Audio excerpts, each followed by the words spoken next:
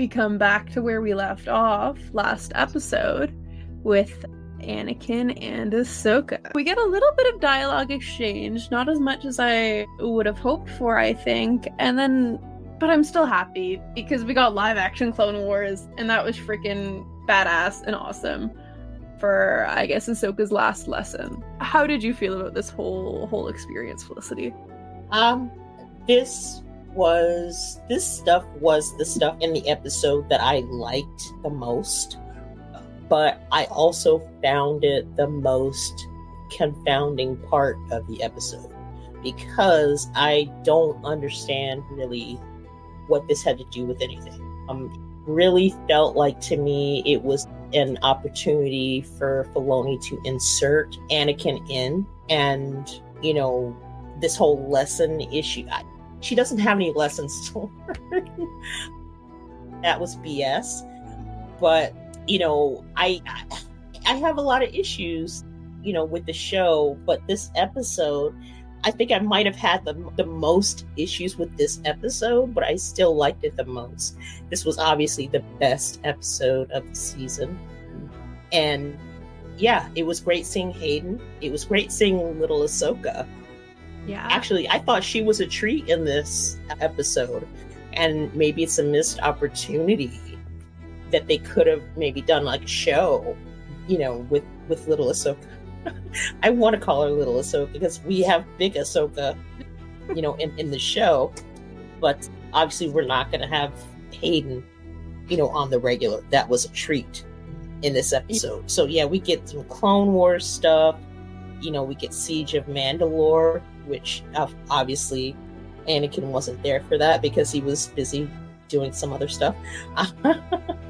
What did you think about his appearance and all the other stuff that happened? Yeah, for sure. So in terms of little Ahsoka, I thought she did great. And you know what? Her and Hayden's chemistry, they were really good. Like, I don't want to say better than Rosario Dawson, but like it worked. And this was I loved seeing live action Clone Wars, but also it was really jarring at first. Because this is an actual child who's in the middle of a battlefield, and it's, different seeing it animation versus live action. It's, very jarring, and it just kind of put things even more into perspective in terms of what's happened in that past there. And all that Ahsoka's been through. Like, this is trauma that she's kind of working through. And but I mean, as a fan, it was still cool for me to see. So I enjoyed that. What did you think about Hayden Christensen, his look and his de-aging in this? Because I thought that this episode, it was actually better than what we've seen previously. Yeah, they cleaned it up in this episode. It looked a lot better. I wasn't as angry as I was in the last episode about how he looked, and he moves probably just about as well as he did back in Revenge of the Sith. I mean, we didn't get Mustafar, which is, I think, what we were all expecting, but that's okay. I'm okay without that because of that was a bad idea. That was a bad idea anyway, so glad that they decided not to go that route. This felt a lot more impactful because it was actually, this is Ahsoka's story. I feel like this is the first episode where this is actually Ahsoka's story. This is working through her stuff, not all these side characters and all this external stuff that's happening. This is an Ahsoka episode. And it kind of felt like the past few episodes have just been set up for this point, and now we're really embarking on this adventure that we've been trying to get to. But I don't know, it took us a little while to get there, which is a problem with a lot of Star Wars recently, Star Wars shows specifically.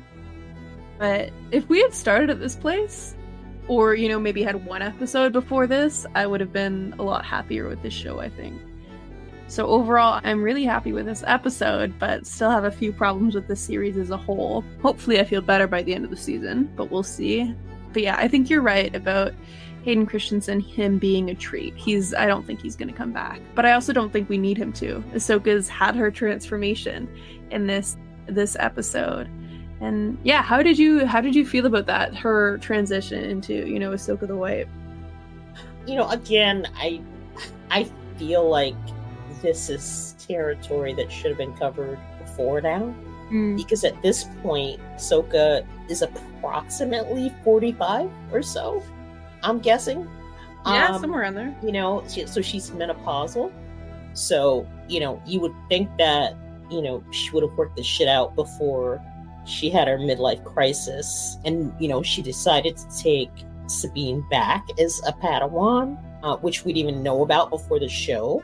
So I don't know. I feel like it was forced. Like we had to see a transition from her, but I feel like at this point in her life, she should have gotten past all this shit with Anakin.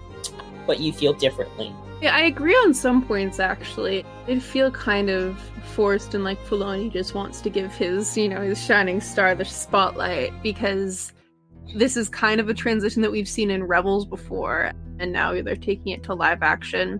And I guess you're right, you know, she's had some time to work through this, but not in this specific way. So I'm not too sure how I feel about it, actually. It was cool to see, of course, and I understand what you're saying, that she's had the time to work through this. But also that's hard, you know, she's been on the go. So my little issue with this episode was that there's so little dialogue, and they kind of get you to infer a lot with Ahsoka and Anakin's conversation. Like, I'm still not sure what the point of him being there was. Like, she's working through something, and they kind of left it up to your own discretion and judgment. But I just want to know, like, what is this clear, you know, she chose to live? Where you're going, I definitely want to pick up on that, because do you feel like this was a true visit to the world between worlds? Or was this just in her mind, you know, while she's fighting, you know, to live? What do you think? I feel like this was more of a well-executed version of what we saw in Rise of Skywalker. When Kylo/Ben was talking to Han Solo, who is not a Force user, he wasn't a Force ghost. Kylo was basically talking to himself, convincing himself to, you know, do the right thing.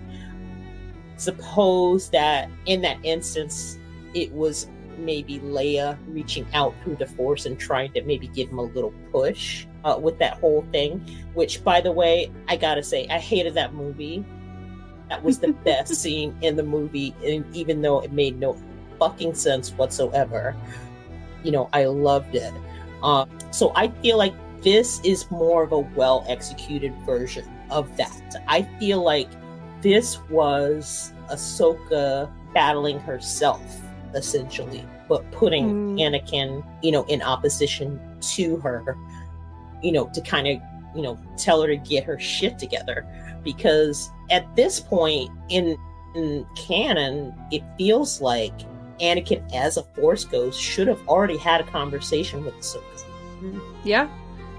I like what you're saying, because he really does. I think her having this kind of in her mind and grappling with this, it makes sense, because Anakin does really represent the darkness that Ahsoka is, you know, worried that she has within her and that she's gonna give into, or something like that. So her kind of working through this and like really saying like, no, I choose to live, and that's not how I'm gonna be. That could be where they're going with this, and kind of what was supposed to be portrayed, that they kind of, you know, left it up to your own discretion. But it could, you know what? I like your theory, Felicity, and it might be true that she, this is something that Ahsoka needed to work through, and that it's not actually, you know, really happening in the world between worlds. I totally get that. The other thing, too, is I felt when they were battling, when they got back to the so-called world between worlds, there was a part where it looked like Ahsoka got Sith eyes. Mm-hmm. Do you feel like she actually did, or do you feel like that was a trick of the, you know, lightsaber that was, you know? Yeah, see, I felt like that was a moment where it was, and her world was contemplating embracing that, and then she said no. I think that really did happen for a second, and it's part of her own journey of grappling with this. And I agree with you. go. But that's another thing that I think people are going to be, discussing about this episode. Did she or did she not actually get Sith eyes? And I do believe that she did. But so yeah, there was a lot of interesting stuff in, this whole Anakin soup that we got, member berry soup that we got, but just didn't really know that it needed to happen in this show. But it was so cool. Agreed, but we're 5 episodes in, and we still gotta get to this other galaxy. We still gotta rescue Sabine and Ezra and see Thrawn and find out about Balin's skull and Shin Hati. So we still got a lot of stuff that needs to happen. I loved seeing Hayden, and like I said, it's like he pulled him right out of Revenge of the Sith. He still did moves. And actually, I thought he was way faster than Rosario, which I, think is kind of sad, but whatever. But yeah, so great seeing him. But in the overall scheme of things, I'm just not sure that this was needed, other than to kind of pull on the fans' heartstrings. Yeah, it does really rely on that and, the nostalgia of it all. But I think I accept it because it's in the Ahsoka show, and I'm always looking for more of, the titular character. This is her development. And it was kind of I guess you could call it a side quest from the main story. We didn't see where they went last episode. Like, we didn't see any of Sabine. So that's what we'll pick up with next week. Oh my God. Yeah. I did not miss Sabine at all in this episode. I think she drags down the show. She's supposed to be basically the main character, but the show's called Ahsoka. So yeah, which is why I loved this so much. Even though it's not our main storyline, I'm so much more interested in it. Because it is what I've invested so much time into. The Clone Wars and this relationship between her and Anakin.